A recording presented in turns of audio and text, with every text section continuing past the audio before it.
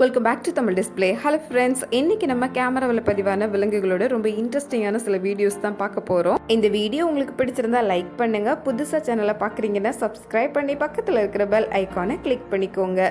இப்போ வாங்க வீடியோக்குள்ள போகலாம். இங்க இந்த வீடியோல ஒருத்தர் ஒட்டகத்தை கூட்டிட்டே நடந்து வர்றாரு. பக்கத்துல கார் வந்ததும் காருக்குள்ள ஏறிக்கிறாரு. இதை பார்த்த ஒட்டகம், நான் மட்டும் நடந்து வரும்போது நீங்க மட்டும் என்ன கார்ல போறது அப்படின்னு உடனே தரதரன்னு இழுத்துருக்கு. உள்ள போய் உட்கார்ந்து கதவடிக்கிறாரு. அதே வேகத்துல ஒட்டகம் ஜன்னலோட இழுத்து கீழே போட்டிருக்கு. நியாயம் தானே, நடந்தா ரெண்டு பேரும் சேர்ந்தே நடக்கணும். அது என்ன ஒருத்தர் மட்டும் கார்ல போறது?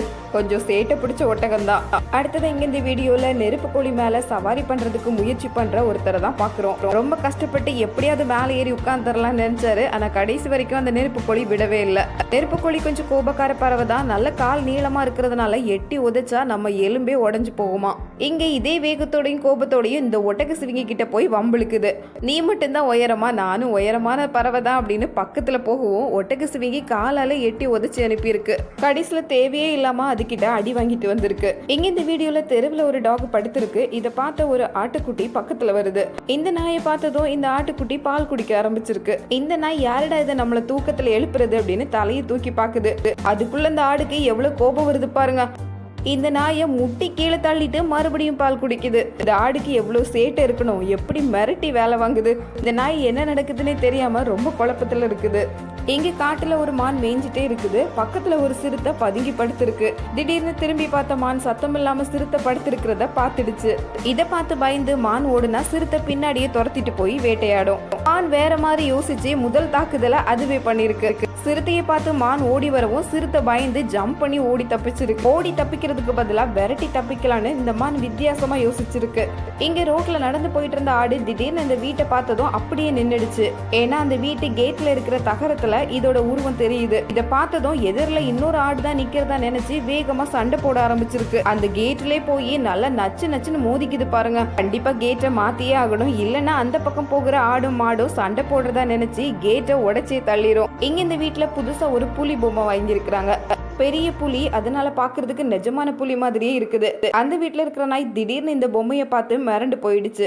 அதுக்கப்புறம் கொஞ்சம் கொஞ்சமா தான் இது ஒரு பொம்மை அப்படிங்கறது தெரிஞ்சுக்கிட்டது. வீட்டுல இருக்கிறவங்கள மனசுக்குள்ளே திட்டி இருக்கும். நான் ஒருத்தர் வீட்டுல இருக்கும்போது எதுக்கிட இதெல்லாம் வீட்டுல வாங்கி வைக்கிறீங்க அப்படின்னு நினைச்சிருக்கோம். அடுத்தது இங்க இந்த வீடியோல ஒரு ஆடு மேய்ஞ்சிட்டு இருக்கு. ஆடு தானே மேய்ஞ்சிட்டு இருக்கு, நமக்கு என்ன, நம்ம இந்த இடத்தை விட்டு நகரக்கூடாதுன்னு இந்த நாய் உட்கார்ந்து இருக்கு. கொஞ்சம் கொஞ்சமா புல் மேய்ஞ்சி இந்த டாக் பக்கத்திலே வந்தாச்சு. ஆனா இந்த நாய் கெத்தா உட்கார்ந்து இருக்கு. இதை விட்டு நகர்ற மாதிரி தெரியல. நீ யாரடா வந்து குறுக்க உட்கார்ந்து இருக்கிற அப்படிங்கிற மாதிரி ஆடு திடீர்னு வாழை பிடிச்சி இழுத்து போட்டுடுச்சு. இவ்வளவு வேகமா இழுத்து தள்ளுன்னு இந்த நாய் கொஞ்சம் கூட எதிர்பார்க்கல. ஆடு தானே, இது என்ன பண்ணிட போகுது அப்படின்னு நினைச்சிருக்கு.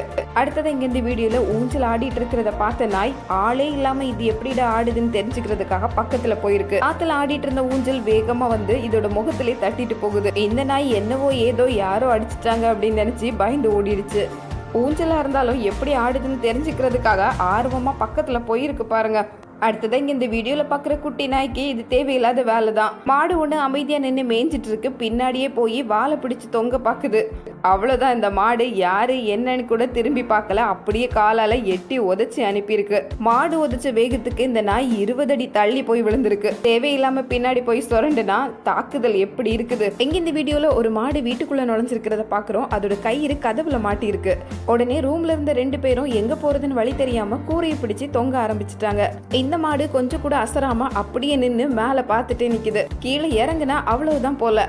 இவ்வளவு கூர்மையான கொம்போட மாடு ஒண்ணு கீழே ரெடியா நின்னா எவ்வளவு பதட்டமா இருக்கும். இங்க காட்டுல இருக்க வேண்டிய சிறுத்தை அழகா வீட்டுக்குள்ள நுழைஞ்சிருக்கிறத தான் பாக்குறோம். நல்ல வேளையா வீட்டுல இருந்த யாரும் சிறுத்தை கிட்ட மாட்டல. பல்லு குறுகுறுன்னு வந்ததுனால அங்க இருக்கிற சோறை பிடிச்சி கடிக்குது. வீட்டுக்குள்ள திடீர்னு சிறுத்தையை பார்த்தா எவ்வளவு பயங்கரமா இருக்கும். சிறுத்தை எப்பவும் நேரடியா மனுஷங்களை கழுத்தை பிடிச்சுதான் கடிக்குமா.